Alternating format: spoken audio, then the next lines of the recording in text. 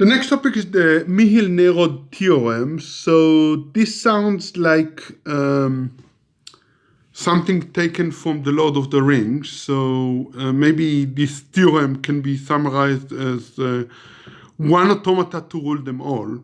So the Myhill-Nerode theorem says that for any regular language, there is a unique minimal automata up to renaming of states, and this automata can be computed efficiently if you give me any DFA for the language.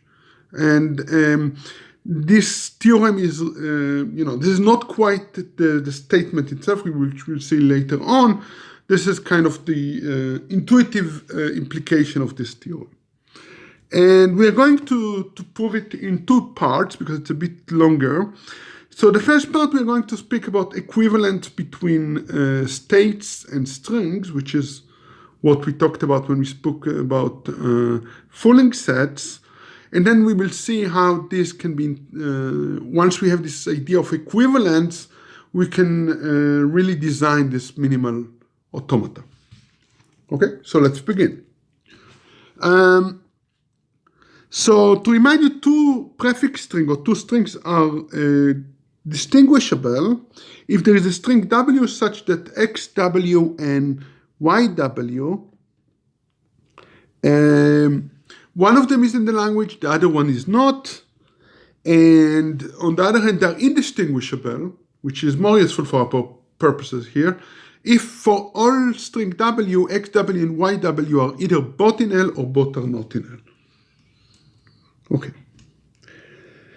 So this defines a relation over all the strings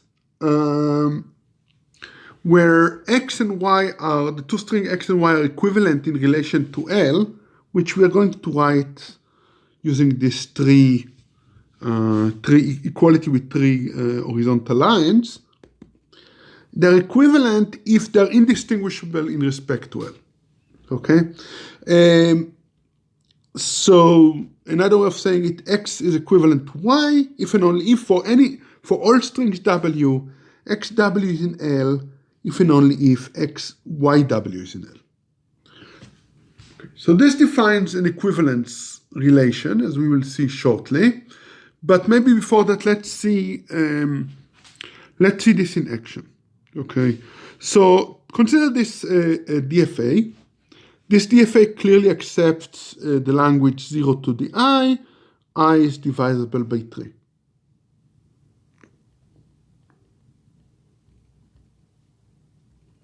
Right? So this is what this language is. Now we can think about the equivalent strings, right? So all the strings that for every one of the states, we have all the strings that derive from the start state to this string. So for the start state, for example, epsilon 0, 0, 0, 0, 0, all the strings that are of the form 0, 3 to the I arrive to this state, and all those strings are equivalent, right? For any number of zeros, right? If I take 0, 3 to the I plus k and 0, 3 to the j plus k, they are in my language L, this is L, they are in L if and only if, right? So they are equivalent, right? So all the strings that in this set are equivalent, right? All the strings of the form 0, 3 to the I. Similarly, all the strings that arrive to Q1 are 0, 3 to the I plus 1. What do I mean by arrive to the state? If I start from the start state and I feed the automata the string 0, 3 to the I plus 1, I'm going to end up in Q1, right? So all the strings here are, it's easy to verify, are also equivalent. And similarly, Q2 would be all the string of the form 3i plus 2. Right? So we have here the set of strings, 0 star, is being decomposed into 3 sets, which are all equivalent. Okay, each class is equivalent as far as the language is concerned. Okay. So the formal claim is that this is indeed an equivalence relation over the strings. So I'm proving this more to remind you what equivalence is and what is equivalence relation. So the first thing you need to prove is that X is equivalent to itself, right? But that's immediately, right? This is called the reflexive property. So for every string X in sigma star, we have that XW is in L if and only if XW is in L. You don't say, right? So this indeed implies immediately that X is equivalent to itself under this relation. The symmetry thing says if X is equivalent to Y, then formally for every W, right, XW is in L if and only if YW is in L. But now I can flip them, right? YW is in L if and only if XW is in L, which implies that Y is equivalent to X. So this is the symmetry property we need. And the third property, which is the only property that is remotely interesting, is the transitivity. So if X is equivalent to Y and Y is equivalent to Z, then we get that for every W, XW is in L if and only if W is in L. And similarly from the second part, we get YW is in L if and only if ZW in L, which implies that XW is in L if and only if ZW in L, which implies that X and Z are equivalent.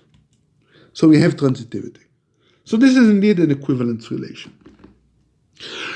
Okay, why are equivalence relations are interesting? Well, the important thing about equivalence relations is that we have the set over which they are defined, right? In this case, in our case, it's going to be sigma star. And equivalence relation break the set into sets that are all the elements inside a single set are equivalents. Those are the equivalent classes, okay? And we will be interested in those equivalent classes for this relation. Okay, so we just proved that this equivalent according to L is an equivalence relationship. And this partition has such a string into equivalence classes. What is an equivalence class? Well, for a string X, we are going to use a close bracket to denote the set of all the strings such that X is equivalent to Y according to this relationship. This is an equivalent class. To remind you, two strings X and Y are in the same equivalent class if for any suffix string W, they are either both in L or both not in L, right? That's what the equivalents mean.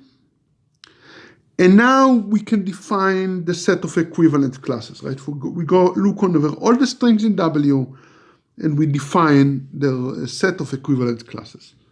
So we're going to be interested in those equivalent classes. Okay. So now we're going to prove the following. If X and Y are equivalent according to L, then they are indistinguishable according to L. This is kind of immediate because it's essentially the definition. The proof is formally in the slide, so let's go to it. If X is equivalent to Y, then for every W, XW is in L if and only if YW in L. But that means that X and Y are indistinguishable according to L by definition.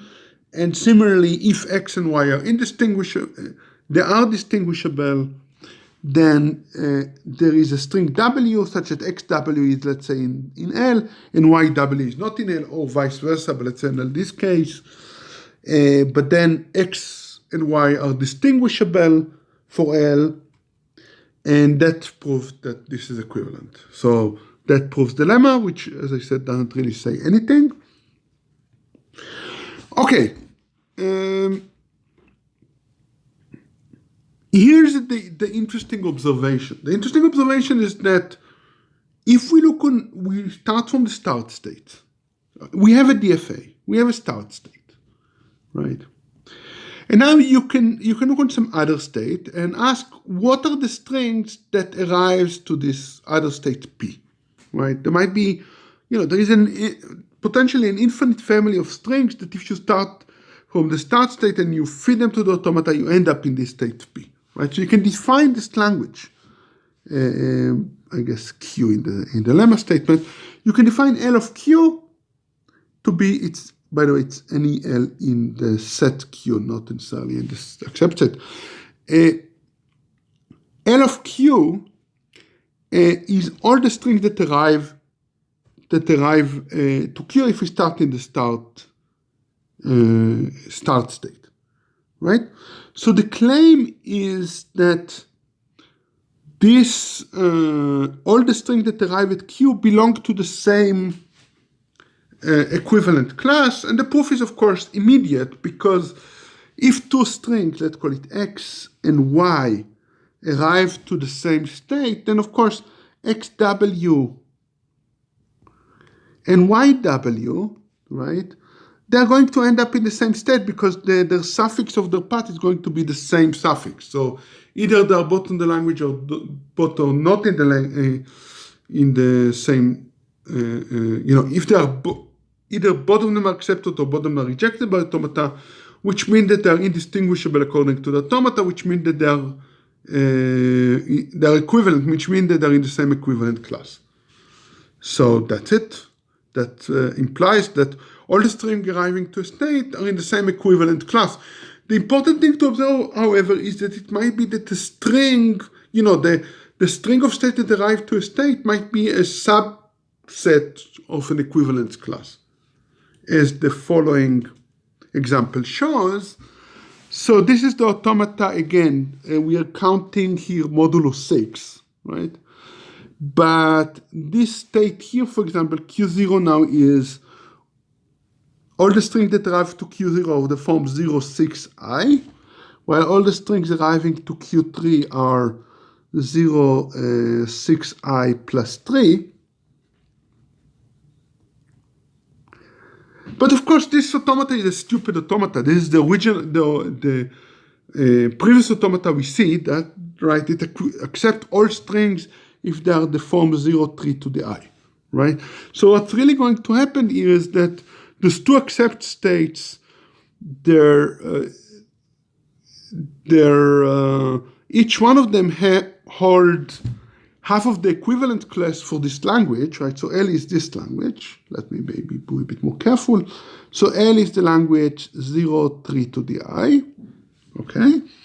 And those two groups, the union is going to be the group 0, 3 to the I, right? They're essentially the language L, right? So that shows you that indeed it is true that all the strings arriving to on a state are a subset of an equivalent class, but there might be a strict subset. Okay, now the natural thing to do is to say, well, if we have two states that belong to the same equivalent class, then let's just merge them, right? And this is inherently what Myhill-Nerode theorem does. But more about that in the next part.